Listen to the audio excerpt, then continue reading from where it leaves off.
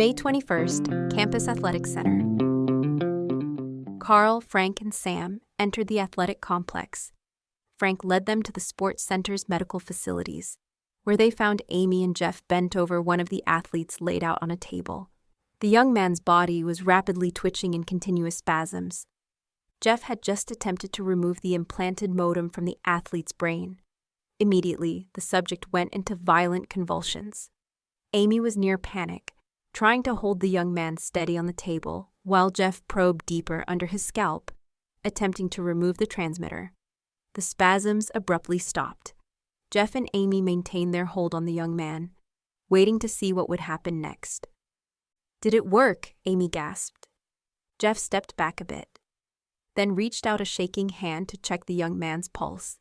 "He's dead," Geoff moaned. He turned to the wall and leaned over, placing his hands on his knees. Sam thought he was going to throw up.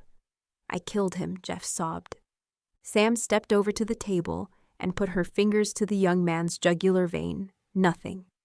"All right, step by step. What did you do?" Sam calmly asked. Geoff's voice rose in panic. "All I did was remove the receiving linkage.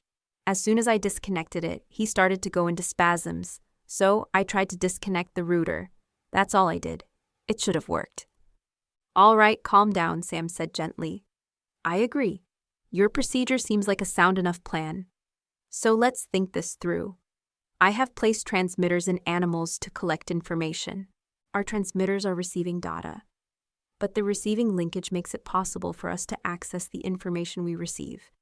And the receiving linkage is tied into our neural functions." She paused and let Geoff think about it. It would seem reasonable that if you cut off the incoming signal or disrupt the access to that signal, it should not affect the neurological body functions, unless something else is going on. "I should have removed the receiver first," Geoff moaned. He looked up at Sam. "I should have waited for you." Sam shook her head. "I may have tried the same thing you just did. There is something else going on here." They all looked at the young man lying on the table. "What was his name?" Carl asked. "Henry," Amy whispered. "He seemed to be in the most distress, so we decided to try to help him first. A lot of help we were." Sam frowned.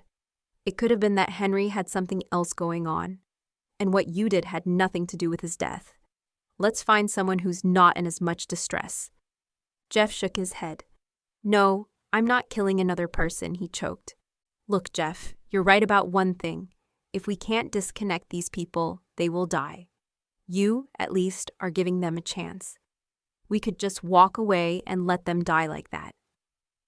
She motioned to the people laid out on the gym mats in the adjoining room. "Geoff, if we can find a way to disconnect just one of these people, we might be able to help others." He stepped back, shaking his head. "I can't do this," he choked. "You don't have to. I'll perform the next procedure. I'm not pre-med, but I have worked with implants in my test subjects," Sam stated calmly. She turned to Frank and Carl. "Help me move another person in here." They moved another person onto the table. Using a scanner, Sam located the transmitter and steeled herself to remove the device. Geoff stood next to her and showed Sam how to use the scanner to locate the embedded instrument's connective wiring that linked the electronics to the brain's function centers. "All right, you hold the scanner where I can monitor the screen, and I'll disconnect the receiver," Sam told him. As she disconnected the router, the young woman's eyes stopped twitching. Sam had noticed that many of the victims had some form of spasmodic movement. Their arms or legs would twitch, or their eyes would twitch as if viewing a flicker on a monitor. Some victims had total spasms throughout their entire bodies.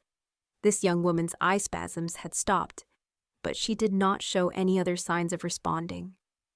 Sam spoke gently to the young woman, and she turned her face slightly, her eyes focusing on Sam in response to her voice.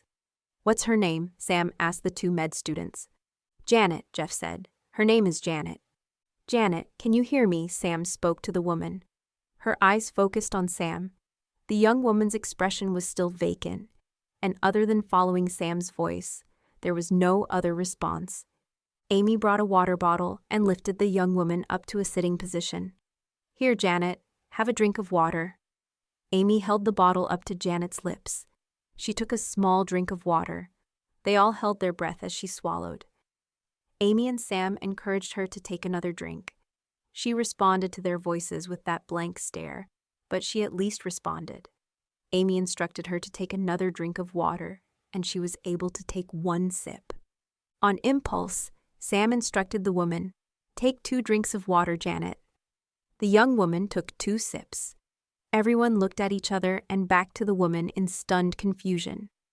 "Take 3 drinks of water," Sam instructed her this time, and again the woman did exactly as she was told. "Stand up," Sam stated, and Janet robotically stood up. The group stood silently and looked at each other, absorbing the situation. "What is happening here?" Amy asked quietly. "I really do not know," Sam said slowly as she stared at the young woman. "We don't know what caused this network event in the first place. It's possible that whatever caused the WWN to crash damaged everyone's brains who were online, or that having been in this state of stasis for so long has damaged their brains." "Janet, can you tell me your last name?" Sam asked. The woman stared at Sam with a blank look and no other response. "Janet, walk to the chair and sit down," Sam ordered. Janet jerkily walked to the chair and stood. Sam repeated the sit-down command, and the woman turned slightly and sat woodenly. Sam looked to Amy. "Get some food and let's see if she'll eat." Amy came back with a sandwich and another water bottle. She sat down with Janet and urged her to drink and take a bite, then instructed her to chew and swallow. Amy had to repeat each command step by step. Take a bite, chew, swallow, every time. Each action, drink, eat, sit, stand, had to be delivered one command at a time. Janet would respond, but someone had to direct her to perform each action. Geoff looked and said, "Great, she's a friggin' robot. She'd be better off dead." Sam turned to the pre-med student. "Would she? We have no idea what quality of life she will have, but she will live. She may just need more time to recover, but at least we have a starting point. Geoff, you were correct this morning when you said if we do nothing, they will all die, and we don't have much time to act. If we do nothing, all those people out there are going to die, and soon. Carl and I found several people today who have already died in town." She watched the young man as he absorbed what she was telling him. "Let's see if we can find out just how much neural function Janet has, then see if we can try something else." Geoff nodded, and Sam handed him the neural scanner. "You know how to use this thing better than I do. What is happening in this woman's brain?" Sam watched as Geoff started to use the scanner and reviewed the readouts. She had planned to tear this kid a new one, but now she found she had to give him support. Just one more scared kid who needed his self-confidence boosted. Geoff watched the readouts, then stopped the scan and pointed at the screen. "There, a burnt-out A3 link that might be causing this zombie state. Maybe." "Can you do anything about it?" Sam asked. "A new link could be inserted." "I just don't know for sure," Geoff answered. "Okay, go over the scan one more time," Sam gently urged. They all waited while Sam, Geoff, and Amy went through the scanning process again. They found a second burnt-out link. They showed Frank and Carl the readouts and explained how each link connected major areas of the brain and how the links were fused and interrupting the independent functions of those areas. They decided that if they reinserted new links, Janet might gain back her higher brain function. "So, what will you need to be able to implant the new link?" Sam asked. Amy thought. "We need a hospital," she said. "We don't have that kind of equipment or the facilities here to perform that procedure. In a hospital, it's as simple as an office visit. Not much different than getting your ears pierced. But we don't have any of that kind of equipment here." Carl stepped forward. "So let's get Janet and all of you up to the hospital and see what can be done." Sam nodded. "I think that's the only chance any of these people have. Carl, could you go get that old bus of yours and drive us to the hospital?" she asked. "Yeah, I can get you to the hospital, but I'll need to refuel the old girl. Or that'll be the last trip any of us make with her," Carl answered. "Since the majority of cars are now run on solar power, fossil fuel just isn't that readily available anymore. I'm tapping the big industrial tank of diesel at the railway depot that they kept on hand for some of the old construction machines. Frank and I have discussed the possibility of trying to bypass the auto controls to get some of the solar cars to run manually. But until we have time to figure that out, I'm counting every gallon of the diesel we have left. Carl left the athletic center to get the bus to take them all to Elmwood and the hospital there. Meanwhile, Frank decided to go back up to ask Nancy and Helen for another priority list of supplies they might need and let them know what they planned, while Sam, Amy, and Geoff prepared to take Janet to the hospital.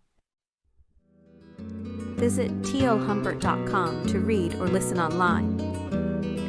Head to youtube.com/@TaurieHumbert for the latest audiobook chapters.